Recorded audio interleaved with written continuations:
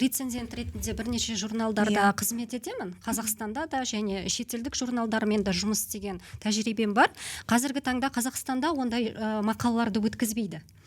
Себебі жаңағы Turnitin AI Identification кәдімгідей технологиясы бар. Ол шетелдік ғылыми журналдарда да, яғни сапалы басылымдарға кіретін жарияланымдарға да ол қатысты.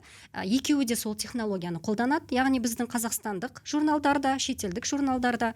Сол үшін мен өз басым сондай бір фактқа куә болғанмын. Жаңағы AI анықталған кезде, яғни авторлық бір сіздің мақалаңызда бір сондай процент шықты деп нәтижесі келген кезде, ол мақала қайтарылды.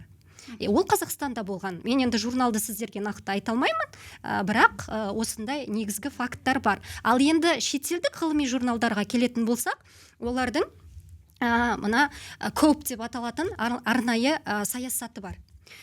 Committee of Publication Ethics деген. Яғни сол этикалық талаптарға сәйкес, сол саясатқа сәйкес, егер де сіз белгілі бір деңгейде жасанды интеллект құралдарын өзіңіздің зерттеуіңізде қолданған болсаңыз, онда submission процесі кезінде сіз міндетті түрде оны көрсетесіз. Және ол өздігімен де анықталады.